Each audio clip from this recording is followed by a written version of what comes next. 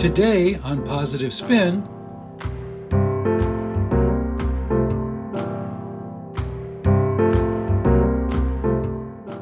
kids learn much of what they learn by observing their environment. And so she brought over, which she said, you have a manuscript.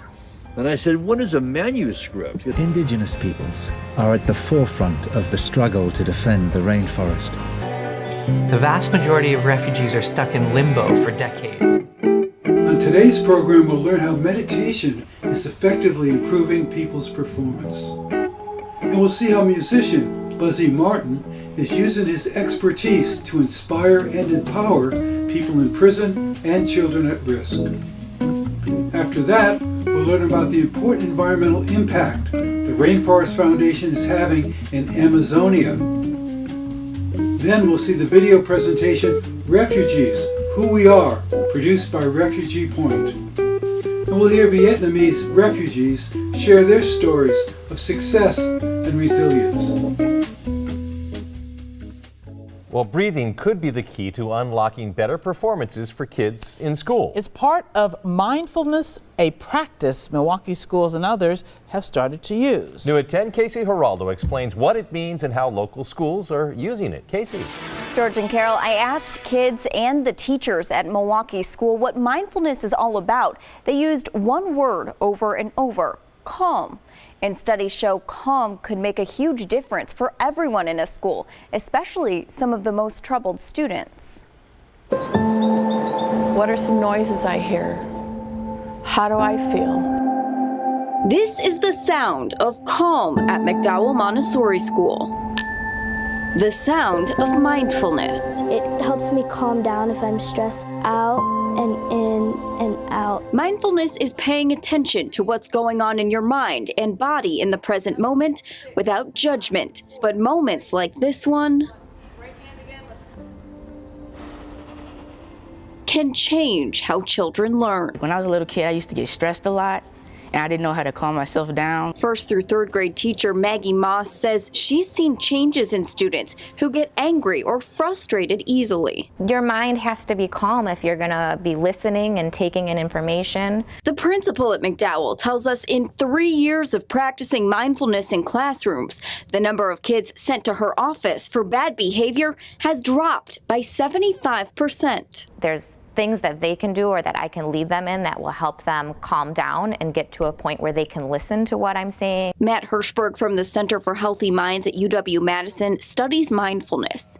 It's a pretty new field of study, but the center's research already shows mindfulness can help kids as young as preschool. They showed better self-regulation, some improved sharing behaviors, and also some improvements on some parts of their school report card. Another study found just training teachers in mindfulness can impact a classroom. My sense of it is that if you have really sane, really functional, really balanced teachers, then you're likely to have pretty sane, pretty functional, pretty balanced students. So it helps me take that break so that I can respond to them in a respectful and calm way. Staff at more than 20 Milwaukee schools have trained in mindfulness. A spokesperson for MPS writes in an email, the district looks forward to expanding on this project in the 2017-2018 school year to further support the district's strategic vision of educating the whole child. Kids learn much of what they learn by observing their environment. The Center for Healthy Minds says mindful adults create mindful children. In 6th grader Terry Strong's case, a mindful student makes mindful parents. Your parents are the ones that are teaching you something, but you're finally teaching them something. At McDowell, mindfulness training costs $5,000 each year, which the principal tells me is well worth the improvements they've seen. And we have reached out to several other school districts. Not all got back to us, but Wauwatosa, Elkhorn, Grafton, Kohler, West Dallas, West Milwaukee are just a few we know of who have had this training in their schools. All right, so is there any research into the long-term benefits of this? We've been talking about it all day. Right? It sounds like it makes a lot of sense. It does, and there are some newer studies. It's all a pretty new field of research, but one study published in the journal called Education found some evidence of a form of mindfulness boosting graduation rates, and that's if that applies in this case, it could give MPS's 4-year 58% graduation rate a boost over time. But again, it's new, and the Center for Healthy Minds tells me we'll have to wait a while to see how this research plays out over time. Well, I think it makes great sense, and you know, I think it's good for all of us. And I'll use a Healthy deep breathing. breath every now We and can. again. Your anchors Casey? have lost all objectivity. Thank you very much, Casey. Buzzy, Hey, it's been a pleasure. until the This is next Brenda time. Martin with Positive Spin TV with positive news.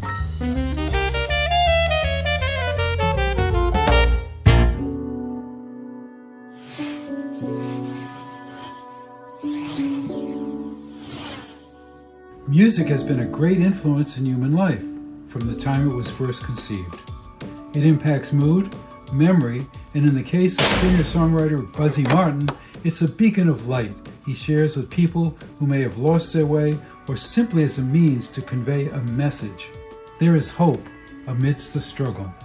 Here on Brenda's Interviews, we experience the positive spin that Buzzy Martin's music brings. Hi, this is Brenda Martin from Positive Spin TV, and I'm here with Buzzy Martin from Sebastopol, California, a musician who has written a book and got a movie deal, and we're going to listen to see what he has to say. That's pretty good. Yeah, my name is Buzzy Martin. I live in Northern California, and I'm a child at risk music mentor. I did write a book called Don't Shoot, I'm the Guitar Man. A movie has been made called Guitar Man, and it talks about my music mentoring, working with San Quentin inmates, teaching them the gift of music, and with juvenile hall kids, and just kind of showing them some light through the gift of music. So Buzzy, as a musician who uses his talent for social change, can you tell us a little bit about your activism? Well, I started teaching at-risk kids about 32 years ago. Was going to court community schools, juvenile hall probation camp, group homes, worked with a lot of at-risk kids that were in homeless shelters, and just kind of fell into it. I was doing open mics, and at one point these group home kids were coming in and asked me if I'd be interested in teaching them music. And so at that point, I started teaching these at-risk kids that were in group homes the gift of music, which led to going into juvenile hall probation camps, and then court community schools. For your audience, court community schools are one step above juvenile hall. So if you were going to a regular school, then you would get kicked out for whatever reason that may be. You would go to a court community school, and if that didn't work out, then you go to juvenile hall. So it started out by me working with these kids that were group home kids, and then gradually went into all these other areas of working with kids. That's awesome. Amazing. How successful has your music program been in the community schools and jails and prisons? Changed thousands of lives. That's awesome. You know, I've had little kids become kids for the first time in their lives. You know, most of the kids that I work with, as young as 8 years old, want to go to prison. And so to see a little kid become a kid, you know, melts your heart. And same thing for the adults. I mean, for the adults, they become kids because you find that childlike inside their heart of being music. And that is the gift of making these kids and these adults just, you know, humans again and have a little hope. And I've changed thousands of lives. That's awesome. You must feel good about that. I feel great about it. I have a very humbled heart that just, you know, melts every time I meet some of my former students that now are, you know, adults with kids themselves. Yeah. And to see the change that I brought in juvenile hall or the court community schools through, again, the gift of music, a little bit of chocolate. I mean, that didn't hurt. You read my book. Yeah. And, you know. I read it in 3 hours. It's amazing. Thank you. So you've also written the book. Let's talk about Sure. that, about your activism. Tell us about your book. Well, my book came about when I first was notified about doing this San Quentin prison thing. It was supposed to be a 12-week program that lasted 3.5 years. So in those days, for your audience, it was a little cassette recorder. That's right, kids, a little tape player that I would just talk into and say the day's date, what's going on in the world. We talk about Columbine in the book because that was on the radio. And I would talk as I'm going down to San Quentin, which just what happened that day. And then when I would go to San Quentin, I would call my wife to let her know I was going inside, because the 4 rules inside San Quentin, or I'm sure any institution, is you can't run, because if you run, you're going to get shot with real bullets. Right. You can't wear blue jeans, because that's the cloth of the inmate. Right. You have to have a picture ID at all times, otherwise they won't let you out. And the last one is they're not going to negotiate your safety, which means if there's a riot, I'm dead. And so I would let her know when I'm going in, and then I would let her know when I'm out. And so when I got out, I would let my wife know that I'm out, and then I would sit in the parking lot for, I don't know, about an hour or so, and cry and throw up and talk into the tape player. Wow. And purge everything that just happened for the last 3 hours. Wow. And so I kept that going for the whole 3.5 years. When my program ended, I took about a year and transcribed everything from the tape to a piece of paper and pencil. And when I was done, I had this stack of paper. And then what happened is one of my guitar students' mom said, hey, look, why don't I put this on computer? Because your wife's really busy having the real job. And I'll do this for you. And so she brought over, which she said, you have a manuscript. And I said, what is a manuscript? Because I didn't even realize what I had. And she said, well, this could be a book. And when you talked before, she said, I couldn't put it down. It sounds like you're talking to me, and this could be a movie. And that was where the journey started. So that's my next question. Your book is going to be a movie. Tell us about that. Well, so to finish the whole deal, so what we did is we put together a self-published book. And 2 years later, what happened was I got on Facebook, because my buddy said, you know, you could be you're a social butterfly, you should be on Facebook. You know, what is Facebook? And so that was a whole other journey again, because I'd never been on a computer before, never did taping class and stuff. So I get on Facebook, and within a few months, I run into this woman that worked for Mayor Gavin Newsom. And so I thought, you know, wouldn't this be nice if I could get my book into the San Francisco Juvenile Hall? Yeah. And so I sent her a book, and she called me and said, you know, I couldn't put your book down. Sounds like you're talking to me, and it should be a movie. And I work for this movie company in San Francisco. Could you send the director and the producer a copy of your book? So I did.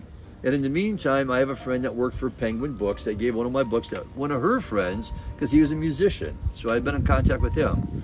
So on the way down to San Francisco, what happens in 2 weeks, I get a call from the movie producer saying, I read your book, I couldn't put it down, I think I can make a movie out of this. That's great. So we drive to San Francisco and meet up with Mr. Robinson, and we broker a deal over my self-produced book, published book.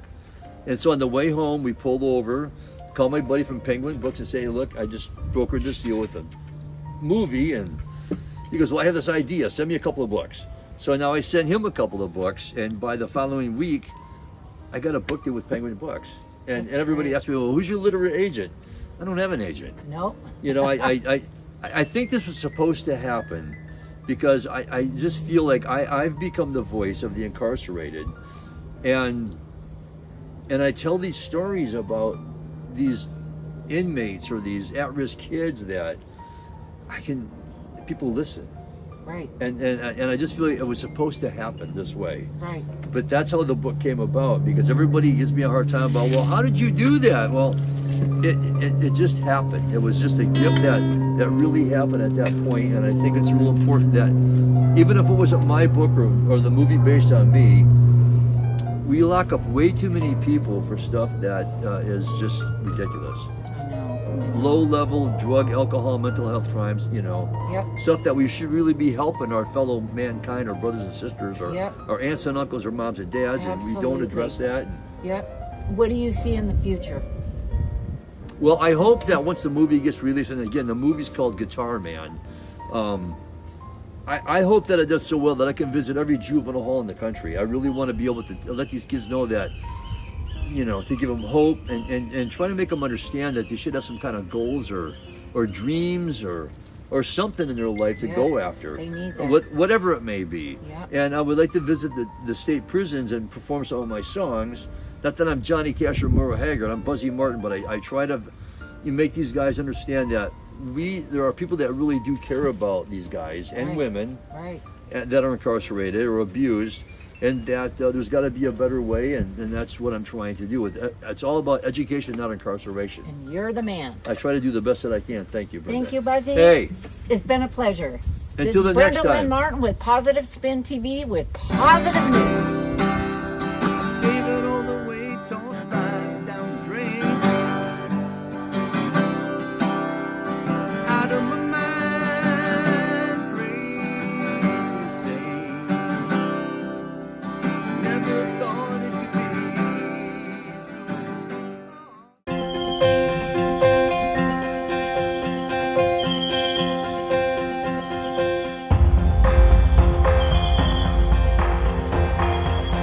The Tikuna,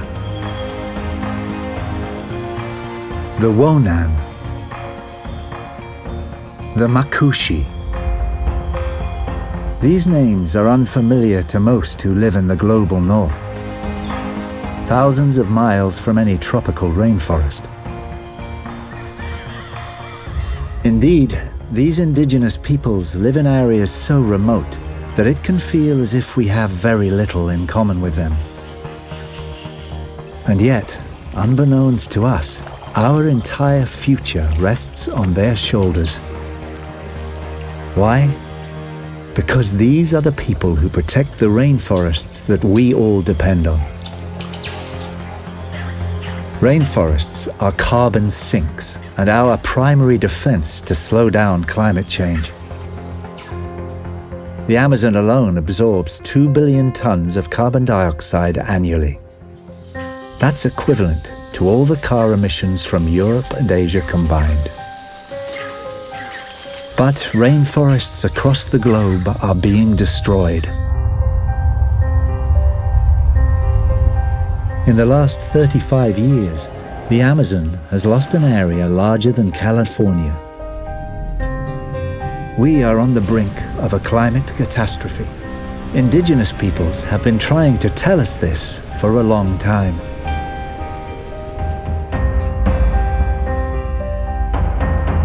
And because they hold nearly 1/3 of the Amazon, supporting them to protect the rainforest is critical.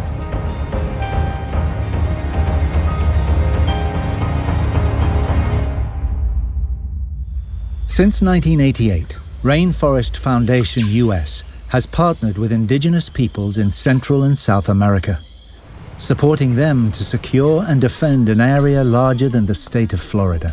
The mission of the Rainforest Foundation is to support indigenous peoples in their efforts to assert their rights and protect their forests. But in order to protect their territories against deforestation, indigenous peoples need title to their lands and government recognition. Para que puedan ustedes mirar dónde va a ser sus alertas, ¿no? In fact, it's proven that forests that are legally titled to indigenous peoples have less deforestation, greater biodiversity, and more carbon stored than even national parks. Este es el croquis que hemos podido hacer de titulación de cada terreno. Indigenous communities and leaders often tell us that the forest is their supermarket, it's their pharmacy, it's the source of their well-being and their spirituality, and without their land rights and without their territories, they lose their culture. So from the beginning, it's been the pillar of Rainforest Foundation to work on land titling with indigenous peoples. So what that looks like is helping them mapping their territories, demarcating their territories, helping them with legal support to go through the bureaucratic process of titling their territories. Over the years, we've helped communities protect almost 30 million acres of their territories. Since its founding, Rainforest Foundation US has been on the front lines with indigenous peoples to secure their land rights. Rainforest nos está brindando el equipo tecnológico, ¿ya? Con este equipo que contiene el locus mapa y el GPS, para que así podamos evitar que haya deforestación, tala ilegales por personas foráneas que vienen de otros lugares a meterse dentro de nuestro terreno. They provide training in technologies such as satellite imagery, smartphones, and drones to deter illegal invaders. Rainforest Foundation US also provides direct support to indigenous organizations to strengthen their governance and the sustainable management of their forests.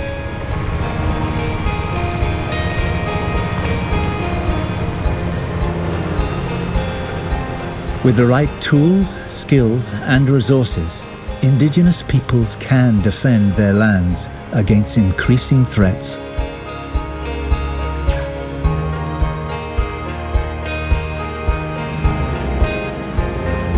Indigenous peoples are at the forefront of the struggle to defend the rainforest. And although it's a conflict that feels far away, it's one we have to win. Supporting them in this fight is the best way to ensure the forests live on, and that we do as well.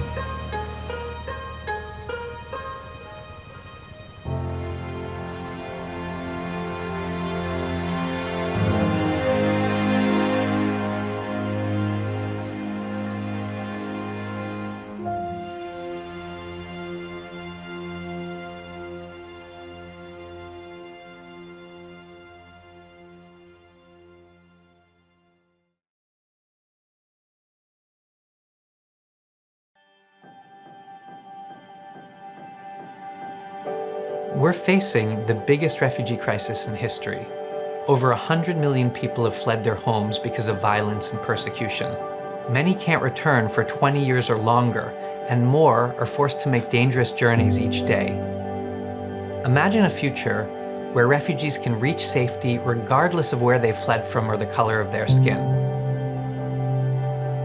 A future where people don't have to risk their lives in search of a safe place to call home, where they're welcomed with open arms. Refuge Point is working to make this future a reality. We partner with refugees who are stuck in the countries to which they fled on their journey from vulnerability to self-reliance. We work with people to determine how they can use their skills and resources to reach their own goals, and we support them along the way. Unfortunately, many refugees face life-threatening danger and can't become self-reliant where they are. We help these people relocate to a safe new country so that they can rebuild their lives. To do this, our staff work across Africa and around the world to identify refugees for resettlement to the US, Canada, Australia, and many other countries. We've also developed unique programs that reunite refugee families and help people relocate for work and education opportunities. We reach refugees who fall through the cracks of humanitarian aid systems. We develop innovative programs and demonstrate that they work. We then collaborate with organizations, the UN, and governments to scale these solutions to reach refugees around the world. The vast majority of refugees are stuck in limbo for decades. This has to change. Now, more than ever, refugees need long-term solutions. Our goal is to transform the way that the world responds to refugee crises. We help refugees move from being dependent on aid to being self-reliant, from living in danger to living in safety and with dignity, where they don't have to focus on survival but can look up to the future with hope and optimism.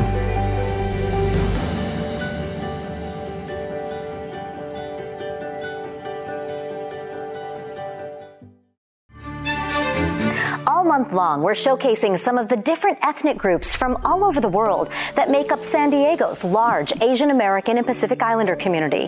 58,000 Vietnamese Americans call San Diego home, making up more than 13% of our AAPI population. CBS 8's Heather Hope shares some of their incredible stories of survival.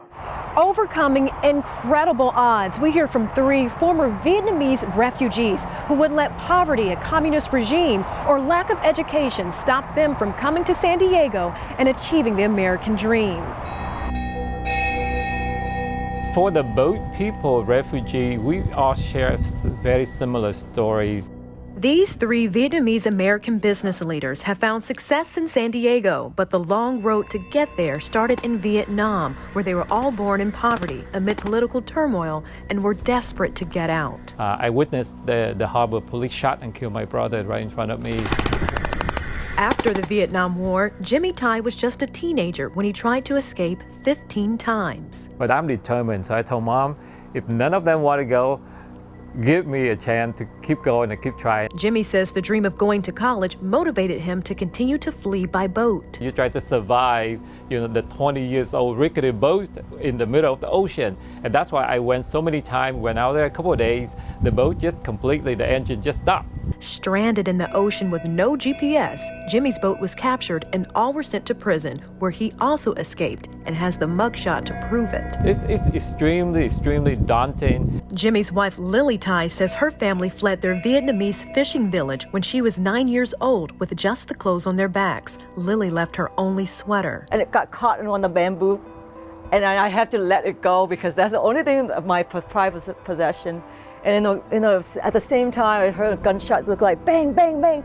Lily's family was chased by police until they made it aboard a boat to China. I got seasick. I still have motion sickness to today, and I vomit, I eat, and everything in that hole for 2 weeks. Mindy Fokel's father was a South Vietnamese officer until 1975 when communists detained him in a re-education camp prison for 7 years, leaving Mindy's family on their own. I was growing up poor too, with my sister and my mom who worked every day to support us. Mindy made it to America in 1991. Jimmy arrived in 1984, and Lily came in 1981 after surviving several months in a Hong Kong refugee camp filled with prostitution and gangs. At a young age, I learned very quick and fast how to fight for my spot to cook for my family. With sponsorship from an aunt in San Diego, Lily was grateful to reach dry land in the U.S. When I landed here in San Diego, I was so mesmerized by how much concrete we have. She held a pencil for the first time at Euclid Elementary School, learning English and how to read and write at 10 years old, to later graduating at the top of her Hoover High School class, to meeting her husband Jimmy as a volunteer teacher, to now working as a mortgage broker for 30 years. Mindy is now an award-winning real estate broker who says she worked hard to learn English when she was 18 years old in college, while also working as a retail manager and being a single mom of 2. I'm very proud to be Vietnamese, and I'm proud to be American too. Jimmy chronicled his journey from Vietnam to Thailand to San Diego in his book 5 Secrets to the American Dream, Stories of a Boat People Refugee. He went from being a janitor at Miramar College to the vice president of a Fortune 500 company who now builds schools in Vietnam and Cambodia. To me, there's no better statement to describe America as the land of opportunity. Heather Hope, CBS 8. Thank you for watching Positive Spin. This show is made possible through the generosity of the Patty and Jack Wright Foundation and the Prem Rawat Foundation. Watch us on Free Speech TV. Watch and subscribe to our previous episodes on YouTube. Follow us on Facebook and other online platforms. I'm Bill McCarthy.